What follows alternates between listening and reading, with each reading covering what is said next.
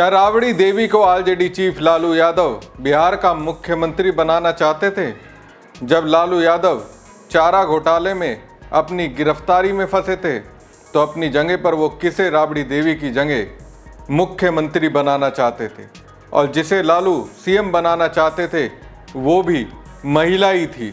लालू यादव ने पक्का इरादा कर लिया था, लेकिन ऐन मौके पर एक कद्दावर नेता ने उन्हें सलाह दी, उन्हें बताया क्यों राबड़ी देवी को सीएम बनना चाहिए।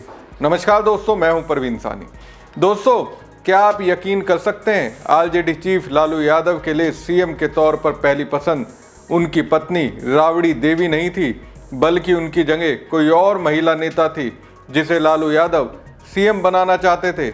लेकिन एक कद्दावर नेता ने एक झटके में उनकी राय बदल दी।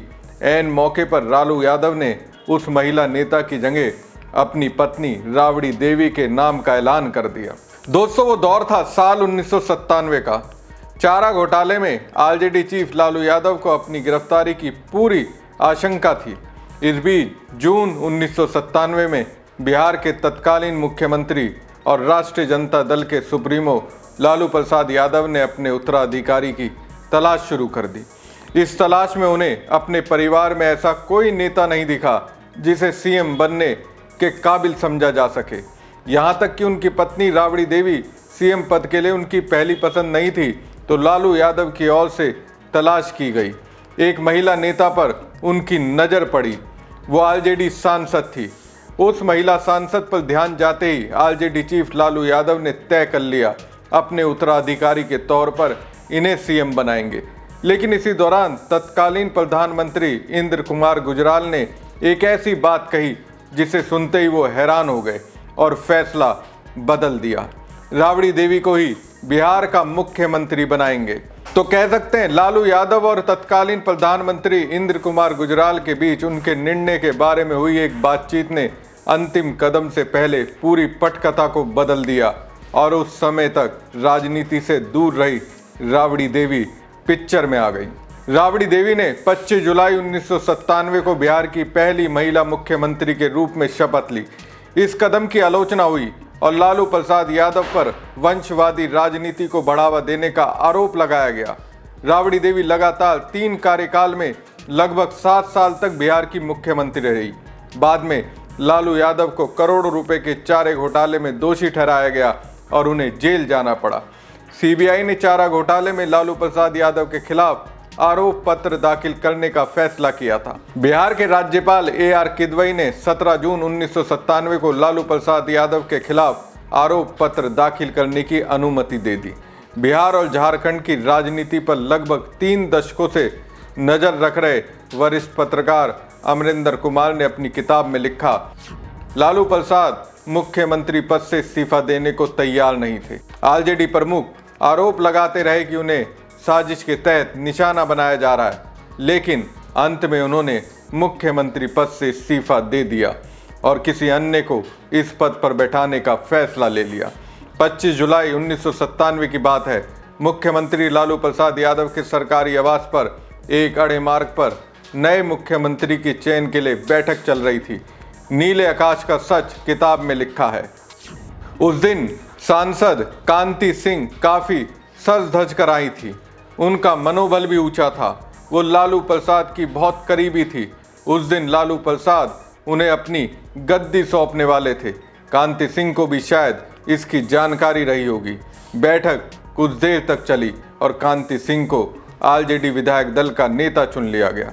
बैठक के बाहर भी उनके नाम पर चर्चा होने लगी। यहाँ तक कि समाचार एजेंसियों में भी खबर दी गई कि उन्हें विधायक दल का नेता चुन लिया गया है, लेकिन नियति को कुछ और ही मंजूर था।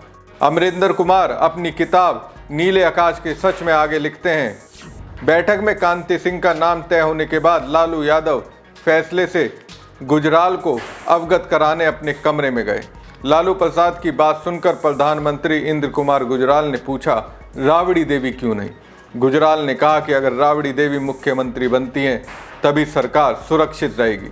गुजराल के सुझाव के बाद चतुर राजनीतिक खिलाड़ी लालू प्रसाद यादव को तुरंत बात समझ में आ गई और उन्होंने बिहार के मुख्यमंत्री के रूप में राबड़ी देवी के नाम की घोषणा कर दी। बिहार में इस कदम पर तुरंत प्रतिक्रिया हुई। एक वर्ग ने इसे बिहार को पहली महिला मुख्यमंत्री मिलने का सराहनीय कदम बताया, जबकि दूसरे वर्ग ने इसे आरजेडी प्रमुख की ओर से वंशवादी राजनीति को बढ़ावा देने के रूप में देखा। आलोचकों ने इसे यादव द्वारा पर्दे के पीछे से अपनी पार्टी की सरकार को नियंत्रित करने की सोची समझी चाल भी माना। लेकिन नवनियुक्त मुख्यमंत्री राबड़ी देवी की असली परीक्षा विधानसभा में होनी थी, क्योंकि उनके पास कोई पूर्व अनुभव नहीं था। अमरिंदर कुमार आगे लिखते हैं, जब वो पहली बार सदन में आई तो सत्ता पक्ष और विपक्ष दोनों ने उनका स्वागत किया। फिर भी सभी को आश्चर्य हुआ, क्या एक गृहिणी इतने अनुभवी नेताओं के सामने बोल पाएगी। सदन की कार्रवाई शुरू हुई। राबड़ी देवी चुप बैठी रही। उनके बगल में उनकी पार्टी के अनुभवी नेता लालू प्रसाद के वफादार समर्थक बैठे थे। फिर वो क्षण आ गया जब विपक्ष ने एक मामले पर मुख्यमंत्री से स्पष्टीकरण की मांग की। किताब में लिखा है, राबड़ी देवी शांत रही। सत्ता पक्ष के लोग सोच रहे थे कि वो क्या जवाब देंगी। तभी एक वरिष्ठ नेता ने उनसे मामले की जांच के आदेश देने को कहा। सदन में सन्नाटा छा गया। सबकी निगाहें राबड़ी देवी पर टिकी थी। वो खड़ी हुई और एक ही बात कही, मैं इसकी जांच कराऊंगी। इसके बाद सत्ता पक्ष और विपक्ष के सभी सदस्यों ने उनके बयान पर जोरदार तालियां बजानी शुरू कर दी। सत्ता पक्ष और विपक्ष दोनों को यह विश्वास होने लगा कि बिहार की पहली महिला मुख्यमंत्री राबड़ी देवी सदन का सामना कर सकती है। बाद में सब कुछ सामान्य हो गया। राबड़ी देवी के मुख्यमंत्री बनने के कुछ ही दिन बाद कांति सिंह को केंद्र में राज्य मंत्री बना दिया गया। बाद में वो स्वतंत्र प्रभार वाली राज्य मंत्री बनी। कभी भी सरकारी कामकाज में प्रत्यक्ष रूप से शामिल नहीं होने के बावजूद राबड़ी देवी ने मुख्यमंत्री के रूप में बड़ी सफलता हासिल की। किताब में लिखा है, लोगों ने कहा शुरुआती दिनों में उन्हें फाइलों और सरकारी पत्रों पर साइन करने में बहुत दिक्कत महसूस होती थी, लेकिन धैर्य और लगन के साथ बाद में वो इस काम में निपुण हो गई। तो दोस्तों, राजनीति की दुनिया ऐसी ही होती है। यहाँ कभी अपनी आंखों के सामने अपने लोग होते हैं, लेकिन नेता को लगता है इसमें टैलेंट है। जैसा कि आरजेडी चीफ लालू यादव को ये लगा था कांति सिंह उनकी उत्तराधिकारी हो सकती हैं। सोचिए, अगर इंद्र कुमार गुजराल ने लालू को सलाह नहीं दी होती और उन्हें कांति सिंह को सीएम बनाना होता तो बिहार में राजनीति किस तरीके की होती। आज लालू यादव की राजनीति बीजेपी को मात देने के काबिल है, तो इसमें उनकी पत्नी राबड़ी देवी का बड़ा हाथ है।